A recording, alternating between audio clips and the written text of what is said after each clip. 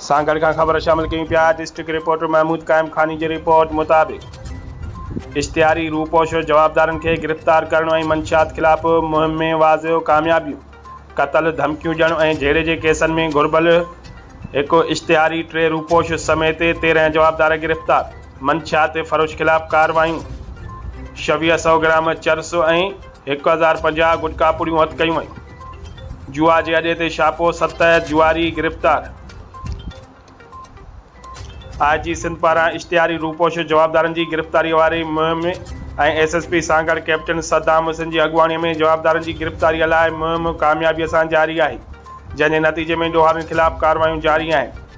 Police झेड़े केसनि में इश्तिहारी जवाबदार नियाज़ मकराणी के गिरफ्तार करे वरितो।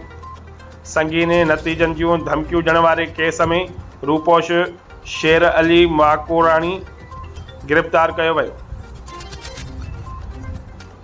झेड़े के केस में घुर्बल रूपोश जवाबदार मोहब्बत माकोराणी के गिरफ्तार किया वियो है।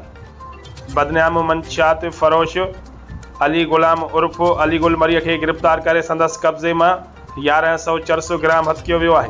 उनका अलावा एक बे मंशियात फरोश मोहम्मद इदरीस बिरोही के गिरफ्तार करे 1500 ग्राम चरस हथ करे एंटी नार्को एक्ट तहत केस दाखिल किया वियो है।